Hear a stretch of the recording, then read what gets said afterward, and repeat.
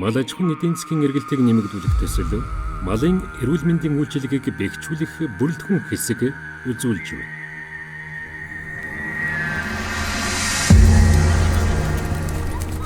Эргэлт дөрвөн улирал ээлжилсэн Монголын мөндөрлөг. Нүүдлийн мал аж ахуй, нүүдэлчин соёлыг хадгалж үлдсэн орчлон дэлхийн онцгой нэгэн газар. 3.5 сая хүн ам, 65 сая мал сүрэг. Тийм ээ. Монгол бол зуунаар уламжилж ирсэн мал аж ахуйн орон. Малчин хоёртой тулгамдж байгаа шин цагийн сорилтыг даван туулж, мал аж ахуйн эдийн засгийн эргэлтийг нэмэгдүүлэх зорилготой нэгэн төсөл хэрэгжиж эхлээд 5 жилийн үрийг үзэж байна.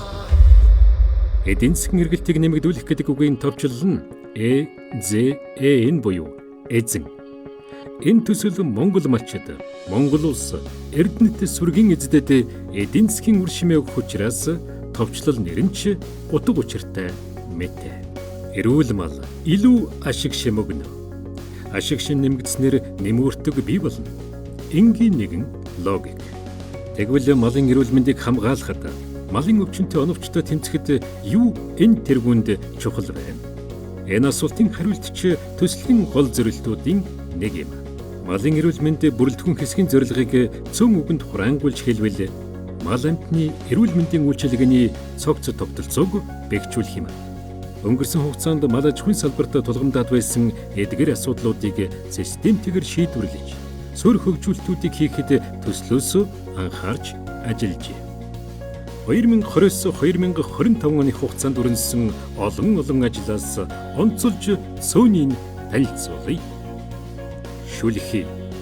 Малчдын санааг зовоож, амжиргааг нь доройтуулдаг энэ үг нэг хэсэг хэвлэлийн мэдээнд жижүүрэн гэмээр нэр томьёо болоод байлаа.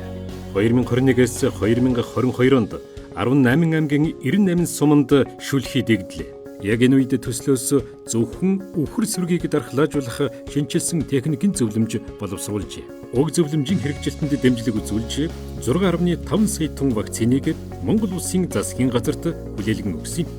2022 оны 1-р сарын байдлаар 1817 дэгдэлт бүртгэгдэж байсан бол 3 сарын дараа буюу тэр жилийн 4-р сард улсын хэмжээнд зохион байгуулагдсан дархлаажуулалтын үр дүнд дэгдэлтийн тохиолдол тэг болж 50 байдалд шилжижээ.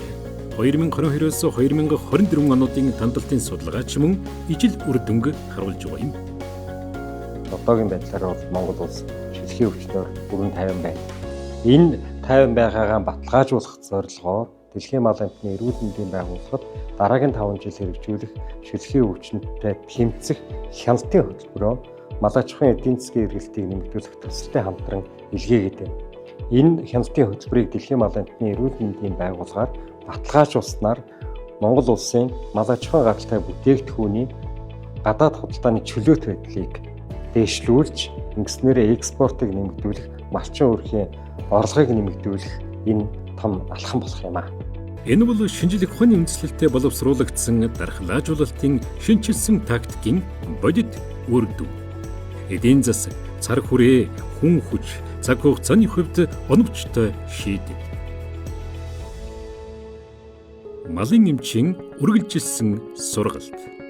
Мэдлэг бол тасралтгүй үргэлжлэх процесс. Цаг үеэ дагаад шинэ болон дахин сэргэж байгаа малын өвчин, техник, технологийн дэвшил, олон улсын арга зүйд суралцаж ур чадвараа тасралтгүй хөгжүүлж явах шаардлага тулгараад байна. Тиймээс төслөөс төгсөлтийн дараах үргэлжилсэн сургалтын тогтолцоог бүрдүүлэхэд эрх зүйн орчныг сайжруулж, удирдлага зохион байгуулалтыг боловсронгүй болгох, цахим систем нэвтрүүлэхэд анхаарч ажиллалаа. Тэгэхээр төслөөс малын эмч нарын мэдлэгийг, ур чадварыг тасралтгүй нэмэгдүүлэх тогтолцоог бүрдүүлэхэд дэмжлэг үзүүлж байгаа. Нэг талаас Дэлхийн мал амтны эрүүл мэндийн байгууллагын зөвлөмжийг хэрэгжүүлж байна. Энэ дээрээс илэрсэн сул талаа засаж ийн гэсэн үг. За цаад үр нөлөө нь бол манай улсын мал эмнэлгийн байгууллагын үндслэг шинжилгээгээр баталгаажсан малын гаралтай бүтээгдэхүүнийг түнш улс орнууд хүлээн зөвшөөрч, үн цэнтэйгээр олон улсын зах зээл дээр худалдахад хувь нэмрээ оруулах ийм үйл ажиллагаа юм байна. Үүний үр дүнд малын эмчнэр жил бүр сургалтанд хамрагдаж, багц цаг цуглуулах байдлаар идэвхжил авдаг шинчилсэн тогтолцоонд шилжих эхний үе шатны ажлуудыг амжилттай хэрэгжүүлээ. Эрүүл сүрэгтэн хөтөлбөр. Эрдэнэт сүргийн эзэн болсон малчтад төдийгүй нийгмийн эрүүл мэндэд үр дүн авчрах арга нь юу юм болов? Энгийн бас эдийн засаг цаг хугацааны хэмнэлттэй анхан шатны аргууд ашиглаж мал сүрэгт 4 төрлийн шинжилгээ хийн. Үүнд сүүнд антибиотикийн үлдэгдэл, бөрцөлиоз өвчний үүсгэгч илрүүлэх шинжилгээ, эрт илрүүлгийн үзлэг болон дотор шимэгч илрүүлэх шинжилгээ. Эдгээр лабораторийн шинжилгээний үр дүнд үндэслэн эрүүл малтай, эрүүл бүтээгдэхүүнтэй гэж баталгаажсан өрхөд эрүүл сүрэгтэн гэрчилгээ олгоно. Малчдын хувьд энэ бол зах зээлд малын гаралтай бүтээгдэхүүн нийлүүлэх баталгаа, хариуцлага бас нэр хүн. Эргээд нийгмийн эрүүл мэнд, хүнсний аюулгүй байдлыг хангах суурь үзүүлэлт юм. Цаашлаад малын гаралтай бүтээгдэхүүний үнцэнээс эдийн засгийн өсөлтийг дэмжих боломж юм. Энэ бол нэг эрүүл мэнд үзэл баримтлалын хүрээнд хэрэгжүүлсэн туршилтын хөтөлбөрийн үр дүн. Энэ цагаан бүтээгдэхүүнийг сум орон нутгад хүргэх одоо ганц энэ гац чинь энэ л байна шүү дээ. Энэ цагаан эрүүл гэдэг сүргийг маань гаргаж өгч байгаа тав гэдэг төсөл бол тоо улам сайхан ус дэлгэрэнгүй болж тий энэ сум орн улс орныг бол улам сайхан энэ малчтыг хүрээлэх ёстой. Монгол улс бол 4 өрх тутмын нэг нь уламжлалт мал аж ахуй эрхлэн амьдардаг орон. Мал аж ахуйн салбар нийт эдийн засгийн 15%-ийг бүрдүүлж, албан ёсоор ажил эрхэлж байгаа 5 хүн тутмын нэг нь энэ салбарт ажилладаг. Тийм болохоор мал аж ахуйн эдийн засгийн эргэлтийг нэмэгдүүлэх төслийн эцсийн үр шимийг хүртэгчд нь энэ улсын эзэн болсон иргэд бүгдээрээ юм. Монгол малчид, Монгол улс, Эрдэнэт сүргийн эздэд эдийн засгийн үр шимээ өгөх учраас төслийн товчлол нэр нь ч утга учиртай. Энэ буюу эзэн.